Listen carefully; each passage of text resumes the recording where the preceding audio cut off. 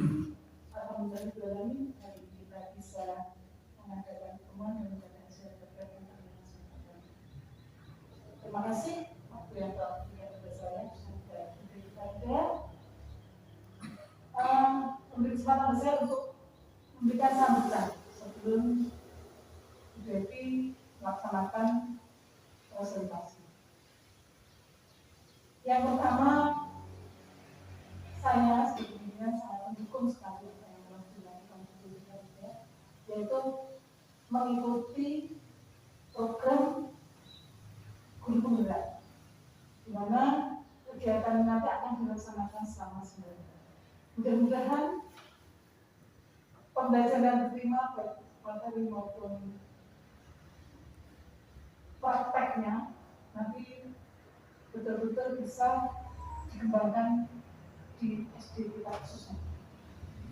Bapak Ibu, kegiatan guru penggerak ini sangatlah bermanfaat sekali.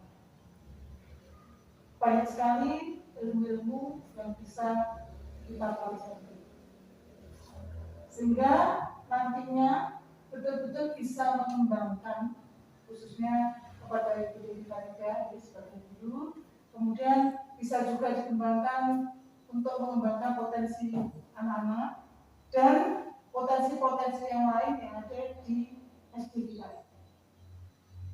Harapan saya mudah-mudahan Devi Farida betul-betul bisa menjadi seorang guru penggerak yang bisa menggerakkan segala potensi yang ada di SD kita ini sehingga akhirnya bisa meningkatkan mutu yang ada. Yang kedua, harapan saya bisa memberi motivasi kepada teman-teman semua, juga ikut mengembangkan apa yang diterima oleh Bu Devi, sehingga nanti kita bersama-sama betul-betul bisa meningkatkan mutu yang ada di SD kita. Demikian yang saya sampaikan. Terima kasih. Wassalamualaikum warahmatullahi wabarakatuh. Waalaikumsalam.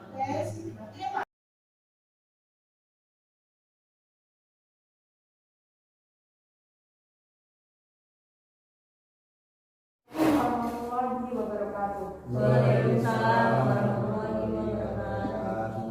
Alhamdulillah, hari ini saya bisa melaksanakan kegiatan berbagi aksi nyata modul 1.4. Saya Devi Farida dari SDN Jago 2 Kabupaten Kediri. Saya adalah CGP angkatan keempat dengan pengajar praktik Widarwati dan fasilitator Bapak Aziz Nurul Kasim. Di sesi berbagi ini, saya akan memberikan pengalaman saya melaksanakan perubahan paradigma, disiplin positif, motivasi perilaku pada manusia, kebutuhan dasar, keyakinan kelas, posisi kontrol restitusi, dan segitiga restitusi.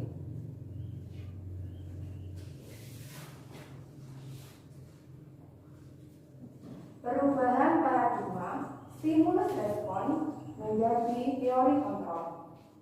Bisakah kita mengontrol seseorang?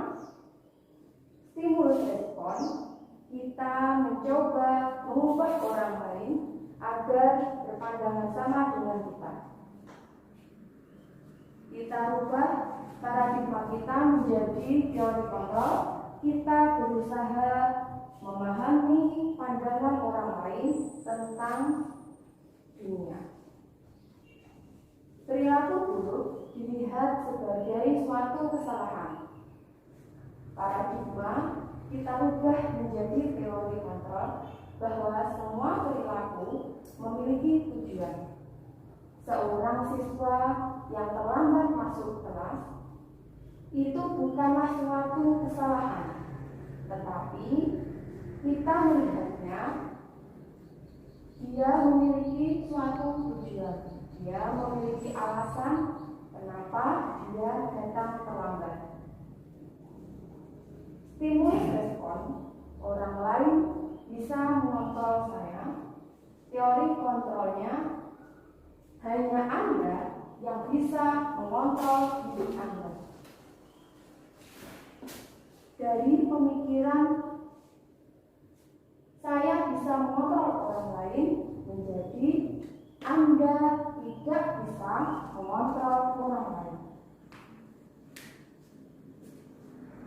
Kita rubah paradigma berpikir, stimulus, respon model berpikir menang atau kalah menjadi model berpikir menang dan menang. Bila kita ingin membuat kemajuan perlahan, sedikit-sedikit rubahlah sikap atau perilaku Anda. Namun, bila kita ingin memperbaiki cara-cara berpikir kita, maka kita perlu mengubah kerangka cara ajar kita. Rubahlah bagaimana Anda berpikir tentang manusia. Ubahlah paradigma Anda. Skema pemahaman dan penjelasan aspek-aspek tertentu tentang realitas.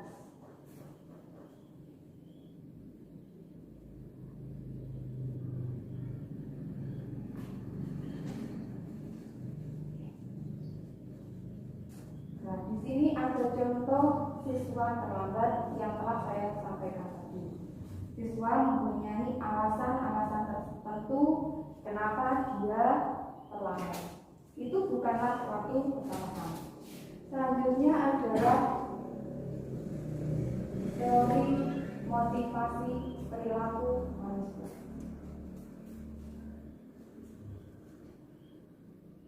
Tiga motivasi perilaku manusia untuk menghindari ketidaknyamanan atau hukuman.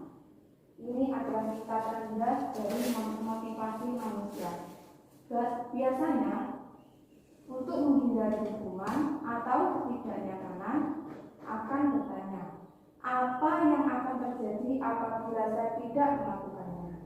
Sebenarnya mereka sedang menghindari kesalahan yang mungkin muncul. Tidak terpenuhinya kebutuhan mereka. Mereka melakukan tindakan tersebut. Yang kedua, untuk mendapatkan imbalan atau penghargaan dari orang lain.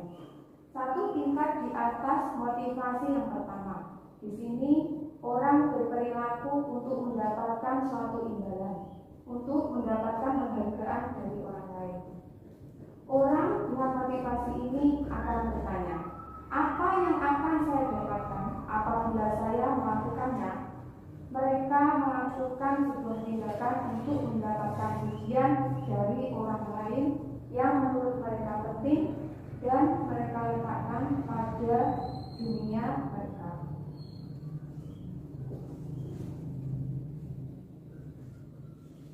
Yang ketiga, untuk menjadi orang yang mereka inginkan dan menghargai diri sendiri dengan nilai-nilai yang mereka percaya. Orang motivasi ini akan bertanya, akan menjadi orang seperti apa bila saya melakukannya? Mereka melakukan sesuatu karena nilai-nilai yang mereka yakini dan hargai. Mereka melakukannya ketika mereka ingin menjadi orang yang ingin mereka yakini. Ini akan membuat seorang memiliki disiplin positif.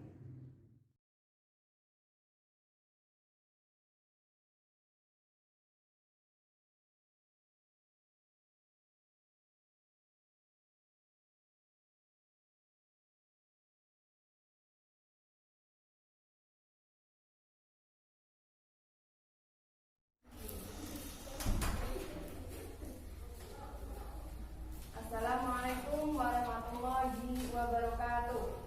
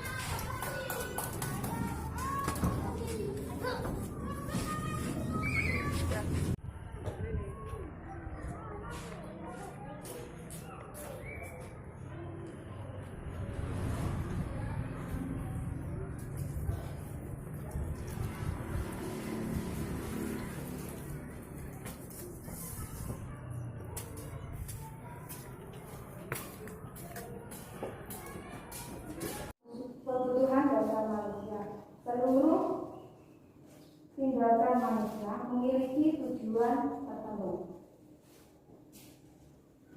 Semua yang kita lakukan adalah usaha terbaik kita, adalah yang kita lakukan untuk yang terbaik. Ketika kita ingin mendapatkan apa yang kita inginkan, sebetulnya saat itu kita sudah memenuhi satu atau lebih dari satu kebutuhan dasar kita, yaitu kebutuhan untuk bertahan hidup. Cinta dan kasih sayang, kebebasan, freedom, kesenangan, fun, dan kekuasaan, power.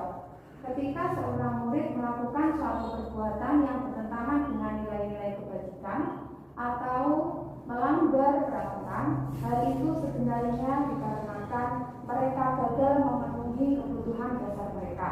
Untuk lebih jelasnya, mari kita lihat satu persatu dari 5 kebutuhan dasar ini dengan sebuah kasus.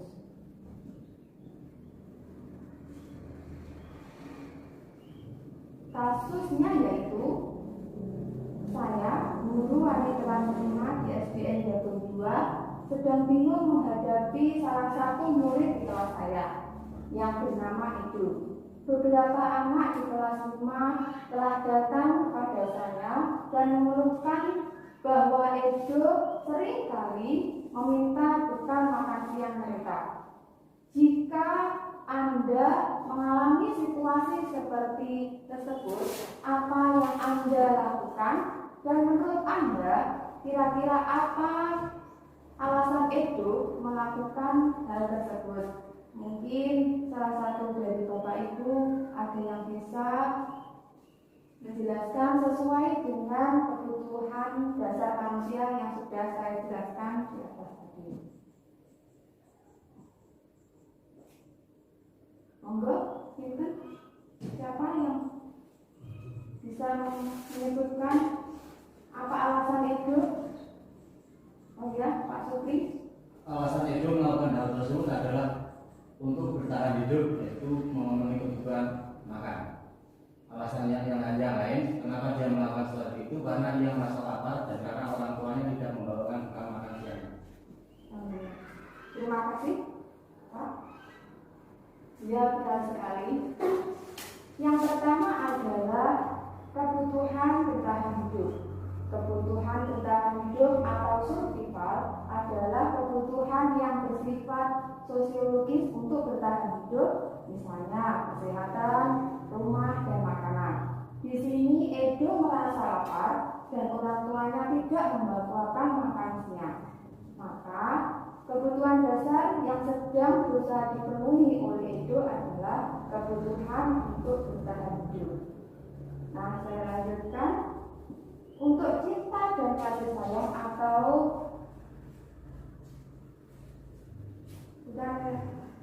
kasih sayang atau love and belonging, ya.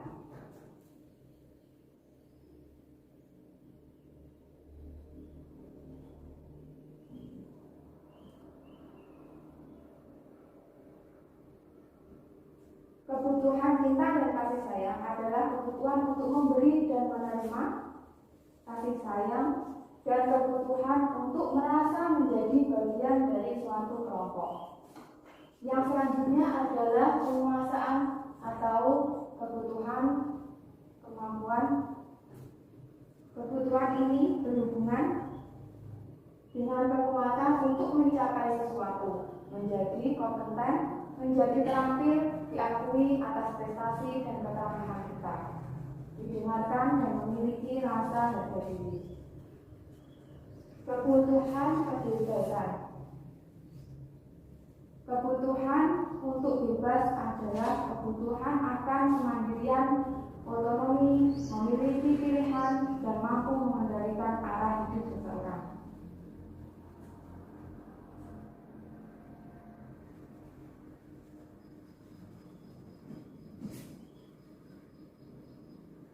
Selanjutnya adalah kesenangan atau kebutuhan untuk merasa senang.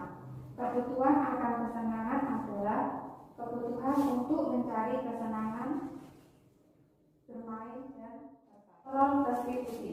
Di sini saya jelaskan dulu posisi kontrol restitusi. Yang pertama, posisi kontrol sebagai penghukum. Penghukum dampaknya pada murid yaitu mengulangi kesalahan berulang kali, berperilaku menjadi agresif. Yang kedua, membuat orang merasa bersalah. Dampak pada murid menjadi rendah diri, merasa gagal, dan tidak belajar. Berbeda dengan perilaku kontrol positif. Yang pertama adalah sebagai teman. Hasilnya yaitu siswa tergantung, tidak mandiri, dan tidak bisa memutuskan. Yang kedua adalah pemantau. Dampak pada murid menitik beratkan pada dampak pada diri sendiri, mendapatkan hadiah atau mendapatkan penghargaan. Yang tiga sebagai manajer, dampak pada murid mengevaluasi diri bagaimana menjadi diri yang lebih baik. Seperti yang di video tadi adalah guru sebagai manajer. Di sini adalah murid meletakkan dirinya sebagai individu yang positif dalam dunia yang berkualitas, dan hasilnya yaitu menguatkan watak dan karakter siswa. Video tersebut juga termasuk contoh segitiga restitusi.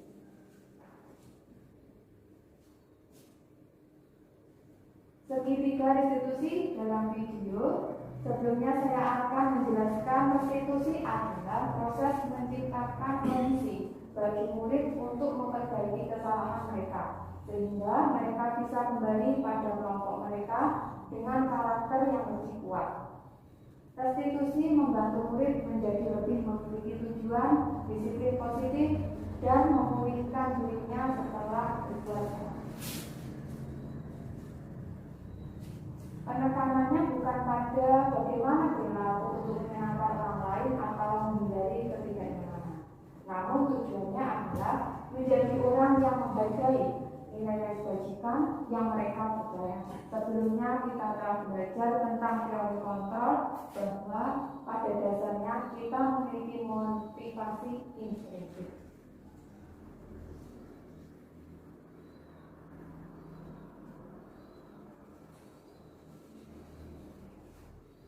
Yang membedakan restitusi dengan program disiplin lainnya adalah yang pertama, restitusi bukan untuk menebus kesalahan, namun untuk belajar dari kesalahan. Yang kedua, restitusi memperbaiki hubungan. Restitusi adalah tawaran, bukan paksaan. Restitusi menuntun untuk melihat ke dalam diri.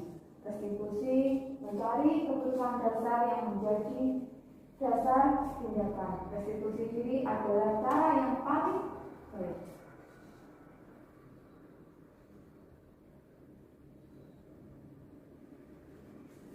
Di dalam video, langkah pertama adalah menstabilkan identitas. Kita semua akan melakukan hal yang terbaik yang bisa kita lakukan. Menanyakan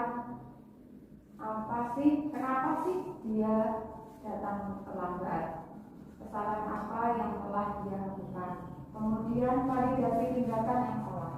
Semua perilaku memiliki alasan. Dengan menanyakan kepada siswa alasan apa yang mendasari tindakan tersebut. Kemudian yang terakhir adalah menanyakan keyakinan. Kita semua memiliki motivasi internal.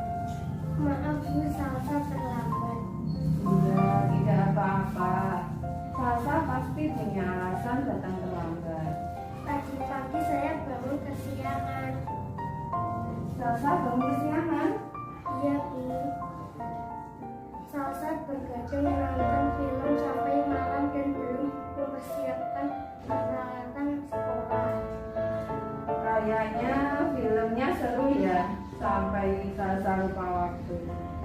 Salsa, kamu sadar tidak kesalahan yang kamu perbuat?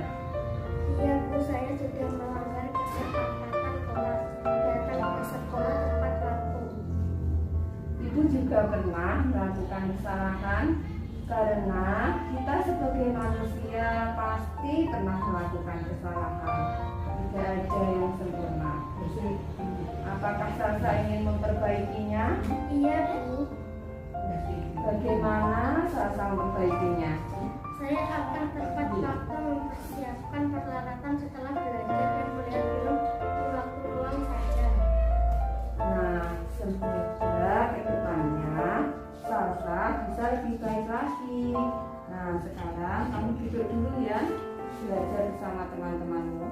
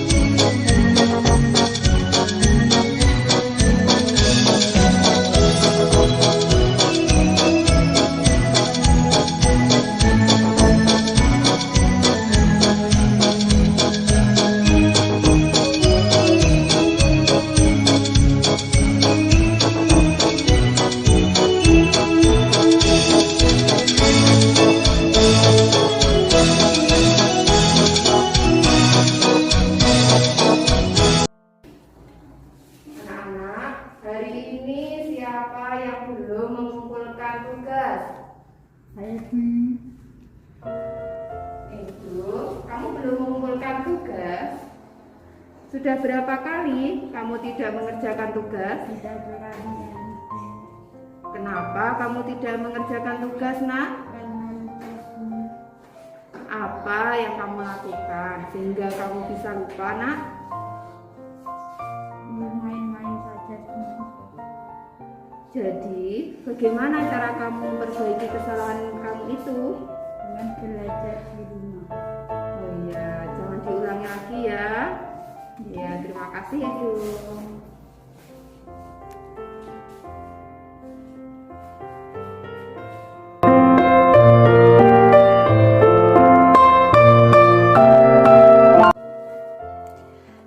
Salsa, bagaimana perasaan kamu setelah Ibu melakukan segitiga restitusi? Sangat senang. Kenapa? Karena restitusi itu tidak menghukum, tetapi restitusi itu memperbaiki kesalahan dari dalam diriku.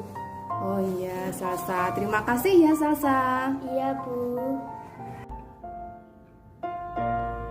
Edo, bagaimana perasaan kamu setelah Ibu melakukan segitiga restitusi? Sangat senang, Bu, Kenapa?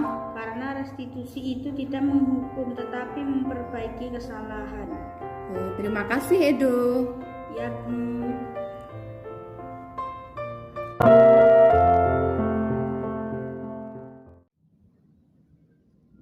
Keyakinan kelas.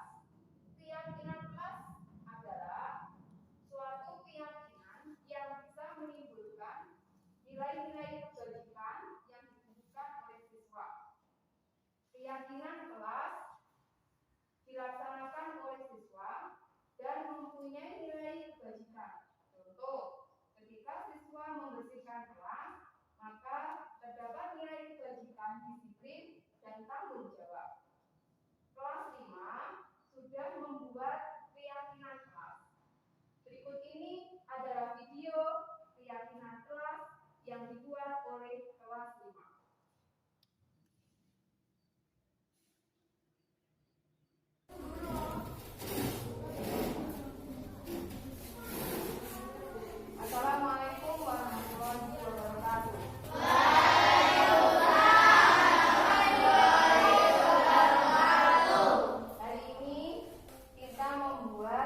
keyakinan kelas. Apa sih keyakinan kelas itu?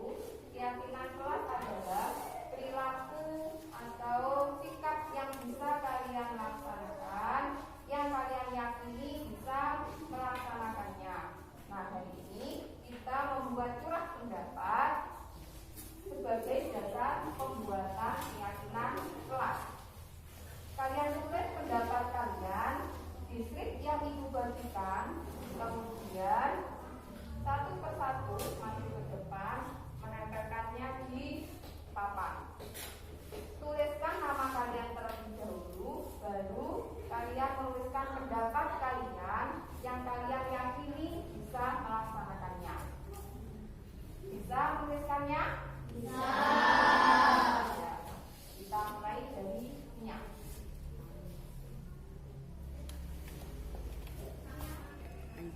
Tuliskan nama kalian dulu di atasnya, kemudian di bawahnya kalian tulis pendapat kalian yang dapat dijadikan keyakinan kelas.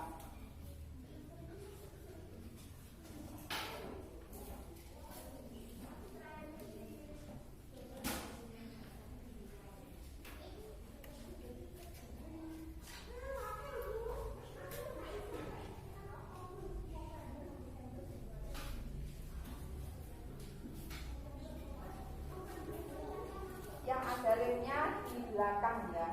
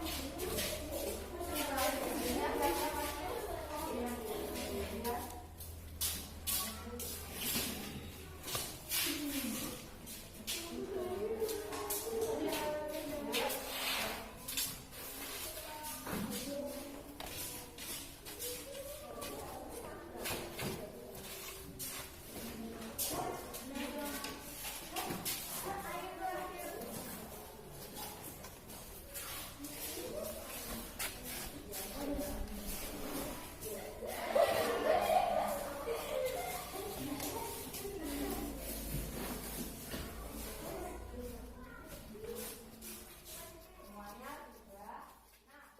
Nah,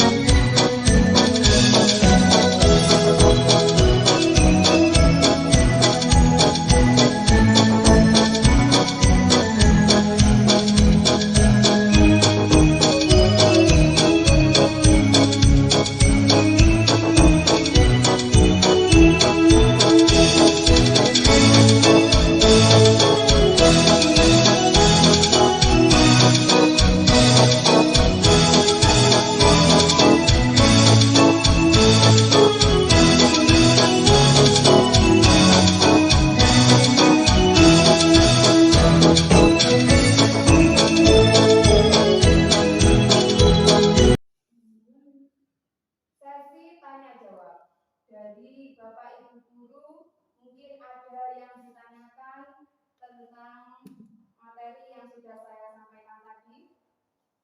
Oh ya, Bu Devi, silakan. Terima kasih atas waktu yang diberikan. Pertanyaan saya, bagaimana cara membuat keyakinan kelas pada kelas rendah? Karena contoh pembuatan keyakinan kelas adalah di kelas atas. Sedangkan saya mengajar di kelas rendah, masih banyak mendapatkan siswa yang kurang lancar membaca maupun menulis. Itu bagaimana? Oh ya, terima kasih Bu Devi Novitasari. Mungkin dari Bapak Ibu guru yang lain ada yang bisa memberikan jawaban. Oh ya, Bu Dina, silakan. Terima kasih atas waktunya. Menurut pendapat saya, guru bisa menuliskan keyakinan kelas tersebut yang sudah dibuat di depan kelas, dan kemudian siswa dapat mencontoh tulisan guru yang ada di papan kelas. Terima kasih Bu Dina. Dari Bapak Ibu guru yang lain ada yang mau menambahkan dari Bapak Ibu Dina? Ya, Bu Rizky, silakan. Saya hanya menambahkan pada kegiatan curah pendapat tersebut, bagi siswa di kelas rendah bisa menggunakan pilihan yang sudah kita buat. Misalnya menyelesaikan tugas tepat waktu atau mengerjakan seenaknya sendiri, datang tepat waktu atau datang terlambat, membuang sampah di tempat sampah atau membuang sampah sembarangan. Siswa bisa memilih pendapat yang sesuai dengan keyakinan mereka dan dapat dijadikan dasar keyakinan kelas. Terima kasih. Oh ya, terima kasih. Pendapat yang sudah disampaikan oleh Bu Rizky dan Bu Dina sangat bagus sekali diterapkan di kelas rendah. Kesimpulannya, kegiatan curah pendapat sebagai dasar pembuatan keyakinan kelas bisa dilaksanakan dengan cara diberikan pilihan pendapat dan siswa memilih yang sesuai dengan keyakinannya. Kemudian dituliskan di papan tulis. Siswa tinggal mencontoh tulisan guru yang ada di papan tulis. Bisa juga setelah siswa menulis keyakinan kelas, hasil tulisan kelas dipajang sehingga siswa mempunyai semangat melaksanakan keyakinan kelas sesuai pilihan mereka dan dapat menumbuhkan nilai-nilai kebajikan di dalamnya. Dengan berakhirnya tanya jawab ini, saya akhiri. Semoga kita bisa melaksanakan budaya positif di sekolah kita. Saya akhiri. Wabillahi taufiq wal hidayah. Wassalamualaikum warahmatullahi wabarakatuh. Waalaikumsalam warahmatullahi wabarakatuh.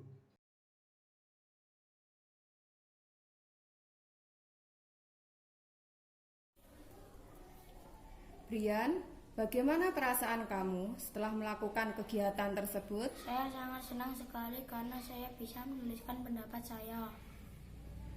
Menurutmu apa ada kekurangan pada kegiatan ini? Menurut saya kekurangan dari kegiatan ini adalah jika diperbolehkan saya ingin menuliskan lebih dari satu pendapat, meskipun pendapat saya nanti akan sama dengan teman yang lain. Baiklah, terima kasih atas rencana perbaikannya. Kita lakukan pada kegiatan curah pendapat berikutnya. Dan kita laksanakan keyakinan yang sudah kita yakini bersama. Dan kita tunjukkan nilai-nilai kebajikan pada kegiatan yang sudah menjadi keyakinan kelas. Terima kasih, Brian.